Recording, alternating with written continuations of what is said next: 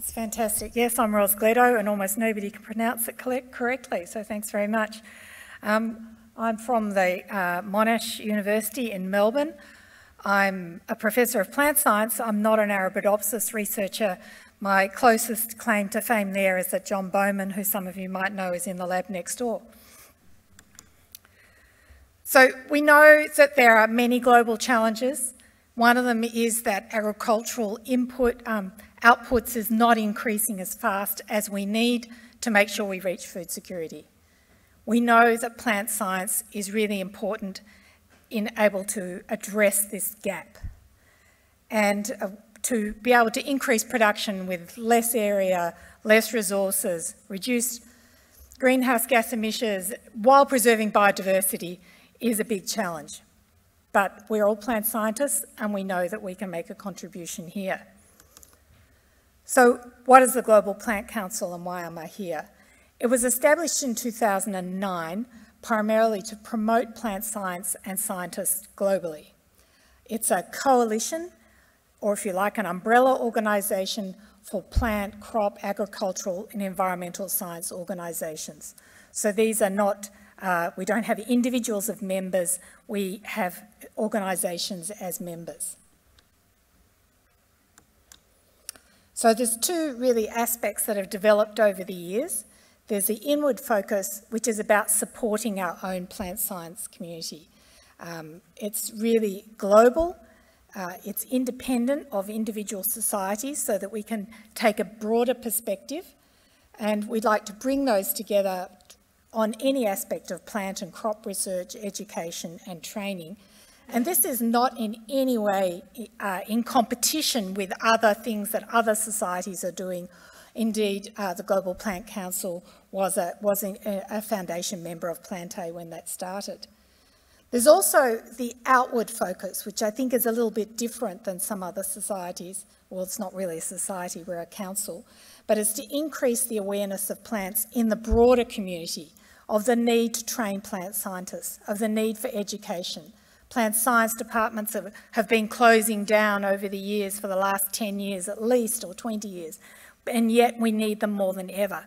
This is not something we as a community can solve among ourselves. We have to go out to the wider community to generate real need, to see that the need is clear.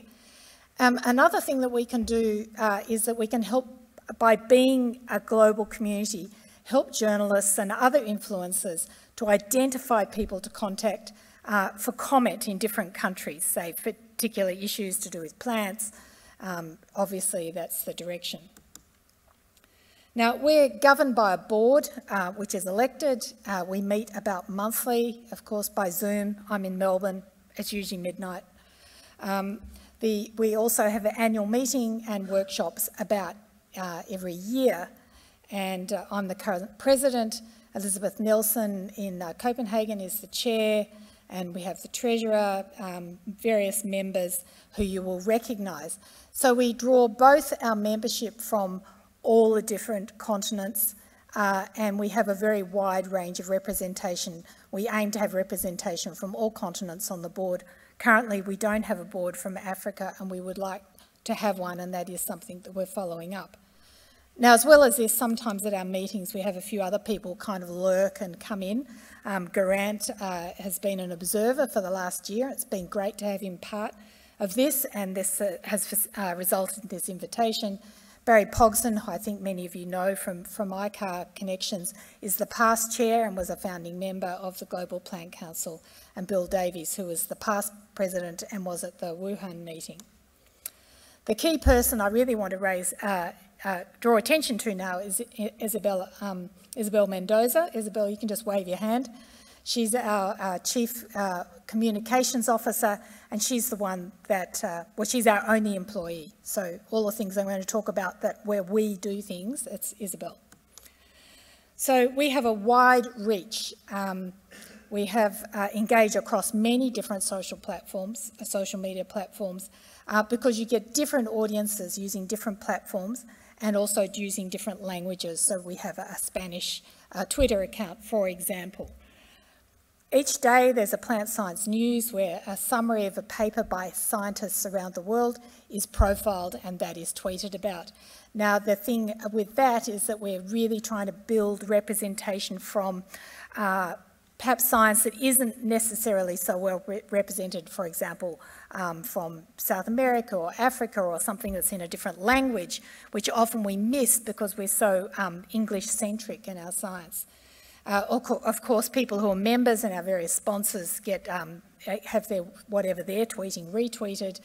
There's a Twitter storm the last Friday of every month for jobs. So if you're looking for a job or you're looking for a postdoc, all kinds of plant science jobs are there.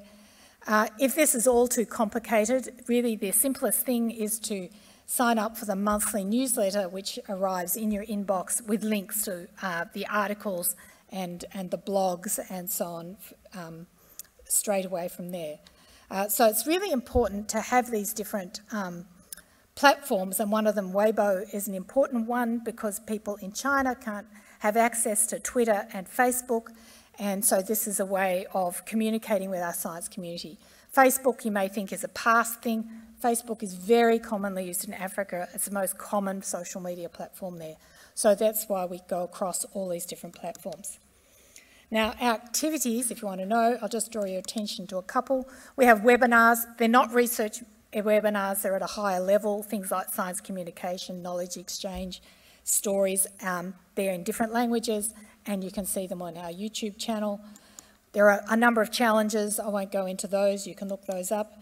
We have specific initiatives that we address with working groups, and the big working group at the moment is the Digital Sequence Information Working Group, and looking at conflicts with Nagoya Protocol and so on. There's a workshop on how this affects Arabidopsis researchers tomorrow afternoon. What I really want to just mention one more with another slide is the Early Career Researcher Network, where we address many of the issues that are of concern to early career researchers. One thing that we've done is in supporting early career researchers at ICAR is that through sponsorship from Frontiers in Plant Science, we provided 10 free online registrations for early career researchers. So we asked for expressions of interest. We had 54 from many parts of the world, and 10 of these were selected. They're people from Nigeria, from Pakistan, East Asia, Ukraine, people who could never get here otherwise. And then the ICAR organisers have offered substantial discounts in the end for all of those who applied. So this free registration is really important for equity and access for people from other countries that can't afford to travel and can't afford even the online enrolments. And I think this is something we really want to promote in our community, much as Mary was talking about. As I said, these things are complementary. We all talk to each other, actually. We also are trying to help early career researchers get their science heard and get it out there. We've run through for Fascination of Plants Day for the last few years. We've had sponsorship from Plants People Planet to do various science communication. We had a photo competition. These are posted on social media, a video competition, and the one in 2021 was microblogging, where, if you don't know what that is, just Google it, but it's bunches of tweets or bunches of Instagram posts that make up a story, and they were fantastic, and there were prizes associated with that. But we also have an opportunity for blogging and help for blogging about your research or a paper that you've written. This really amplifies your research. There's 20 of these already online. These are reviewed, and there's editorial support from Isabel Mendoza, who will work with the person to edit them. And for some people coming from countries and not such a strong English-speaking background, these are really important. Just like to emphasise, we need to really engage with our entire plant science community. We have these huge global challenges going on. We cannot pick and choose which groups we're going to listen to. We need every single person to be involved. Finally, how is it funded? Just a little pitch. We're funded exclusively by members and contributors, by sponsors, and the membership fees are structured to allow all kinds of organisations, no matter what their size or financial capacity, to join. So if you really, to join on equal terms, I should say too.